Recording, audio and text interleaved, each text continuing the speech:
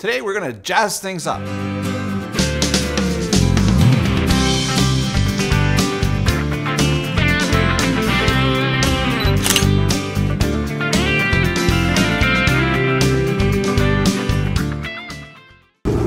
Hi, welcome to SnapShot, the show that's all about taking better photos, taking better video. I'm your host, Denis Rule, and in this episode, we're going to take a look at a new lens from Tamron, the 15 to 30 millimeter ultra wide angle, and we're going to do a tutorial on small speed light, doing some stuff outdoors at night.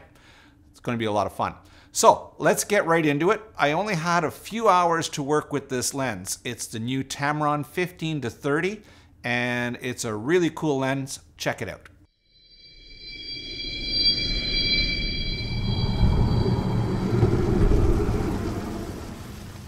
I did a quick test on the new Tamron. This is a mouthful here. It's the SP 15 to 30 millimeter f2.8 DI VC USD lens.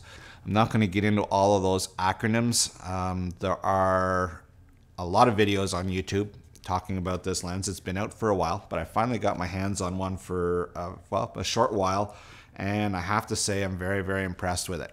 It's quiet, fast focusing, and good low light capabilities, razor sharp from edge to edge. And we're going to pop up some pictures here of some stuff that I've taken. Unfortunately, like I said, I didn't get a chance to get out there and shoot a whole lot with it, but for what I did shoot, I'm very, very impressed.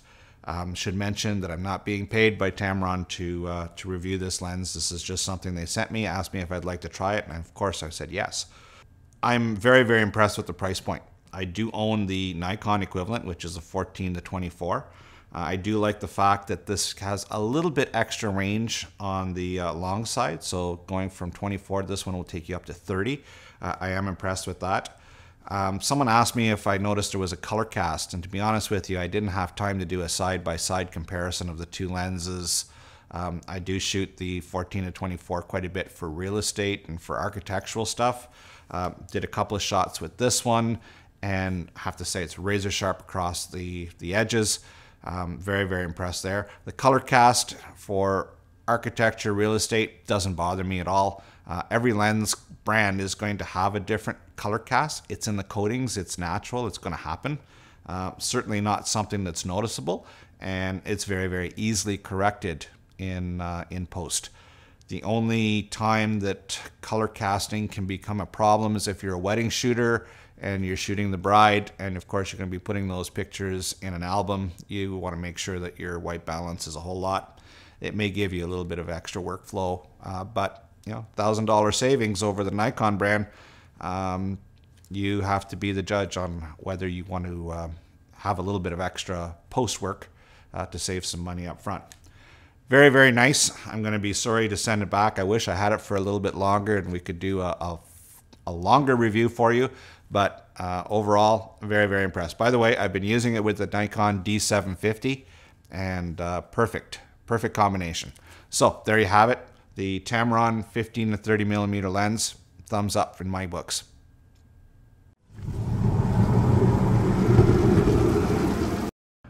All right, we're here in an industrial area, and we have Malcolm, our model this evening. He's a saxophone player. And we're going to do a bit of a jazz shot, a little bit of a New Orleans kind of a flare shot. The building that I've selected has got some really cool pot lights, and you can see the plumes of light here that are kind of happening behind us. And they're really kind of neat because each one of them has a slightly different color, and that's going to help bring in the shot even more because we'll be able to play off on those different colors of light. We're going to use two small flashes, speed lights, and we're going to use some gels, and we're going to make this image pop. So be right back and we'll be ready to shoot. Here's the shot. Our light is coming in perfectly. We've got one pot light that's out, but that's okay. The shot's working out really kind of cool. It's going to come together really nicely. Our camera is a Nikon D750. My settings for this shot here, let me just rhyme through those for you. I'm at ISO 800. And I'm at 1/100th of a second f/5.6. Okay, I'm after some shadow work here. Why did I choose ISO 800? Well, I'm trying to get the little speed lights to work not so hard. I've got a speed light on my camera. This is my master. I'm using the Nikon CLS system. So I'm powering a second light, which is over here on a stand. Okay, so this is on Group A, Channel 1, and this light here has got 1/4 power firing. Okay, and it's got a softbox on it. This is a softbox. It's made by Aurora, and it's a really cool little softbox. It pops on there with Velcro. It's roughly 30 centimeters or a foot in diameter. And so what happens is our light bounces in here. It's silver inside, bounces out through the front. It's very, very homogeneous. And we'll throw up a link to the Aurora website so you can see these. And we'll also throw up a link here so you can see a tutorial on me using that particular light in the studio for a studio shot. So you get a little bit of an idea of how it works. So there's my light. I'm firing it from here wirelessly, TTL.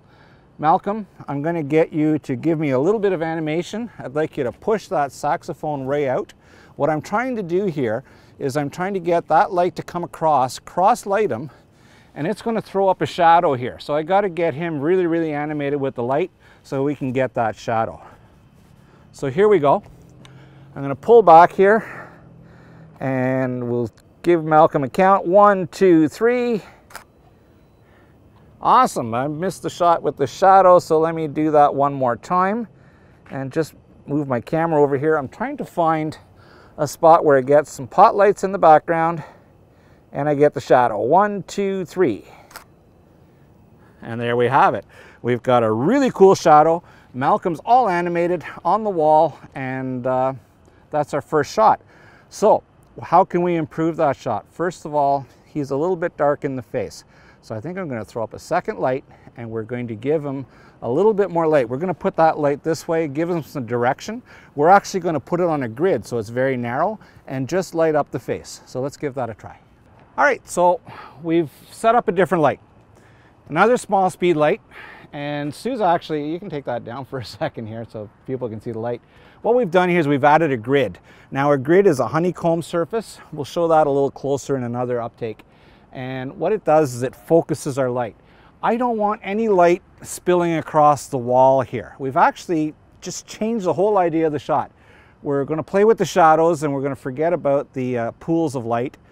It just gives us a more interesting photo. Sometimes when you're working with a photo, you have a concept in mind and you discover a new concept. So that's what we're doing here. We're working with a new concept that just showed up. So Malcolm is giving us that alter ego, and he's being lit from this light. And it's throwing the shadow up onto the wall, as you saw in the first shot. But his face was dark. So we've put the second light. And Sue is going to hold a reflector here, and the reflector is going to act as a gobo. It's to stop any scattered light from hitting the wall. I want all the light coming towards Malcolm. It's very focused. We've got this one zoomed in to 105 millimeter, and it's a 20% grid. So that light is very, very focused onto Malcolm, and we're getting nothing onto the wall. So we're going to come over here. Now it's running in TTL as well. This is channel 1, but group B. And I've got that one, we'll remind you of our settings here. I've got group A, which is the light with the softbox with the speed bounce. It's at 1/4 power. The light with the grid, it's down to 1/16 power. So it's very, very narrow. So Malcolm, I'm going to get you to give me that look. And I'm going to zoom out here, actually zoom in or zoom out. I'm at 70 millimeter, just so I can get lots of light. 1, 2, 3. And there you have it, the shadow. We've got the pot light working behind Malcolm, giving us a bit of a highlight. And we've got a pretty neat shot. But what we're going to do now is play with the color shift, and we're going to jazz it up just one more notch. We're going to add 2 gels, and we'll be right back with that. Okay, so if I remove this honeycomb, and I talked about this in the previous segment here, here's my honeycomb light. It's a series of tubes. It's a grid. And if you look at my face into the light here, as I turn that, my face disappears. So it really channels the light in. Now, all the speed lights have this little flapper here. It's a diffuser to make the light wider, but I use it in this case here as a gel holder. So I've got a blue gel here, and the blue gel, we're just going to pop that in behind, and it's going to color this light blue. Now, one thing to remember about the gels is they eat up a little bit of power. And from my experience, the dark blue ones tend to take about a stop. So I'm going to make sure that I up my power from 1/16 to 1/4. Now, on our second light, we're going to do exactly the same thing, but this time I'm going to warm it up. I'm going to use a CTO gel. So this is a color temperature orange, and I'm going to do exactly the same thing. I'm just going to come over here, remove the little soft box, and we're going to pop a gel in behind. And that's going to turn this light to tungsten.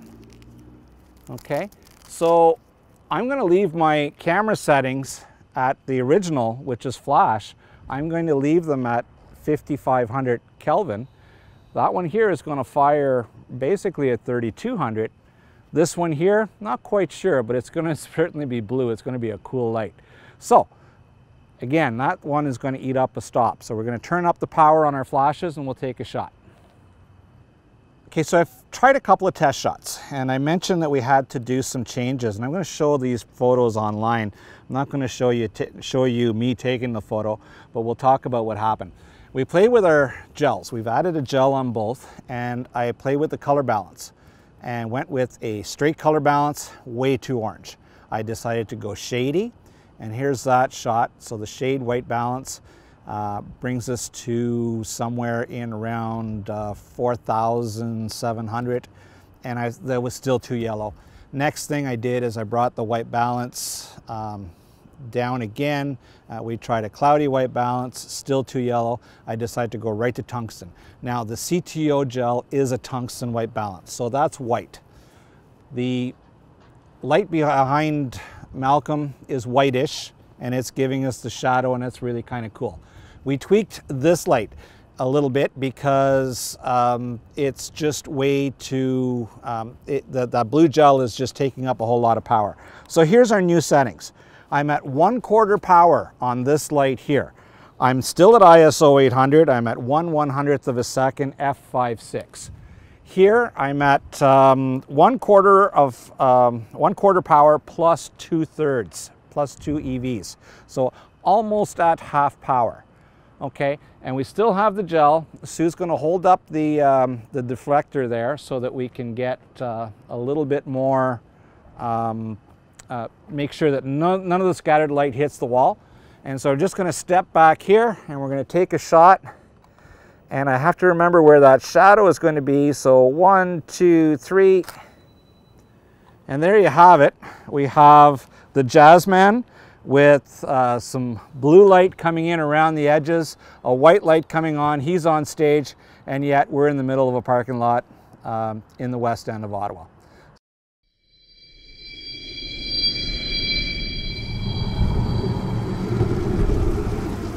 Well, that's it. Episode number 10. Done. I hope you enjoyed watching it as much as we enjoyed putting it together. Leave us your comments down below. Tell us what you like, what you don't like. Tell us what you'd like to see. That's how we make the show better for you. I hope you've subscribed by now. Don't forget we're on Facebook, SnapShot Show. There you'll find some behind the scenes footage, a little bit of news, what's going on in the show, a little bit of conversation happening there, so join in on the fun.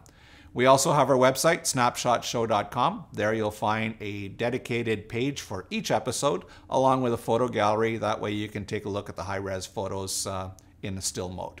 So with that, get out there and shoot lots. Remember, pixels are free. We'll catch you on the next one. Bye for now.